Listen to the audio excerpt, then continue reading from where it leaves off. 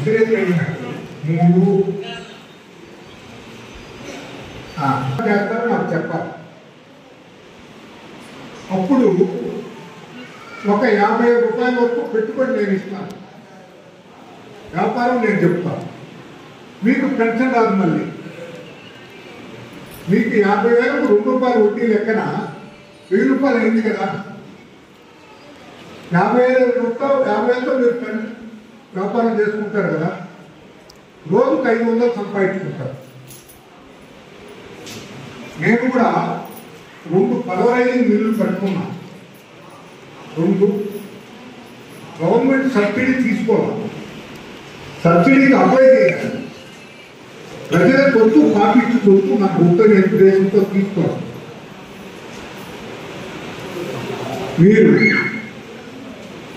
మేము ఏదో ఒకటి చేసుకొని బతుకుతాం, ఎవరన్నా నేను పుట్టే పిల్లలు పెట్టుకొని బతుకుతానంటారు.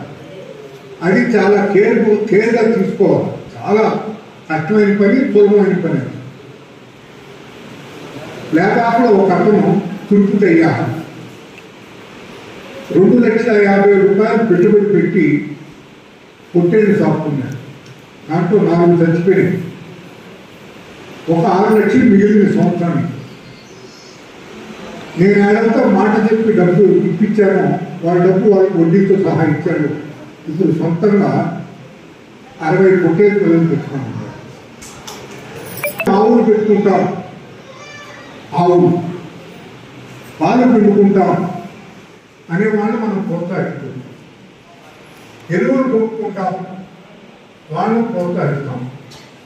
ఒక్కొక్కట్లో లక్కిరెడ్డి చంద్రరెడ్డి అనే అబ్బాయి 2 ఆవులు పెట్టుకున్నాడు. 40,000 ముందు కలిసి 40,000 డబ్బు పెట్టేశాడు. ఈరోజు 8 ఆవులు ఉన్నాయి. 8 ఈరోజు 2,000 లీటర్లు పాలు వస్తున్నాయి. అక్కడ కొత్తనే మధ్యాహ్నం కలిగితే 2,000 లీటర్లు పాలు వస్తున్నాయి. ఇట్లాంటివి మనం చేసుకొని బతుకుదాం. ఏదో నెల డబ్బు ఇస్తాం తెలీదు. అక్కడ మన హబీబు మురళి కనుగూరు మనం ఇంటింటికి తిరిగి డబ్బులు ఇస్తుంటారు. మీ ఇంటికి వచ్చే డబ్బు కన్నా ఫోన్ పే చేస్తే ఎక్కుంటారు. ఎందుకంటే వీళ్ళకు ఒకరోజు పని అంతా పంచాయతీ అయిపోతున్నారు. 12 మంది ఎన్వీఎస్ కన్నా 10 మంది అంతే కదా. ఇదేగా ఏదైనా ఉంటే అది కూడా ఆలోచన చేయండి. సంపాదించి పెట్టే అయినా సరిపోవటం చాలా బాధాకరం. వాళ్ళని ఏ విధంగా ఆదుకోవాలనేది ఒక వాళ్ళ వాళ్ళ మీద వాళ్ళు నిలబడుకునేదానికి ఏ విధంగా పైకి తేవాలి.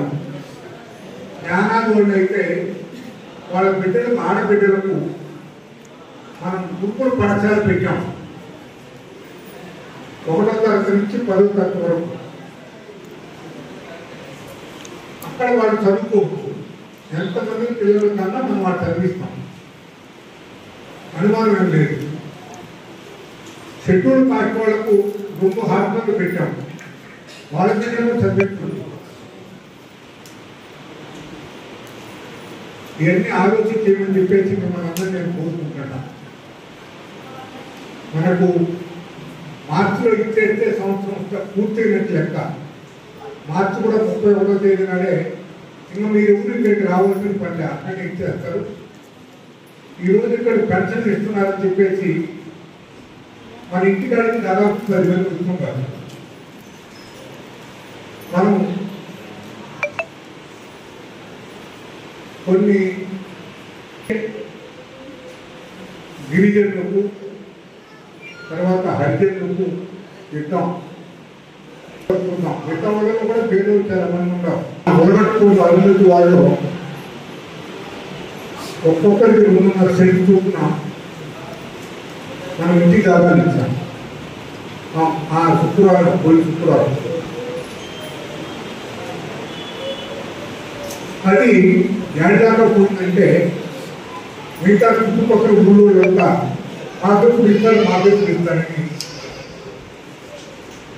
వస్తున్నట్టు. ఇది గోపురం అయిపోతే పెనంలో ఒక 5 ఎకరాలు తీసి పెట్టాము. 5 ఎకరాలు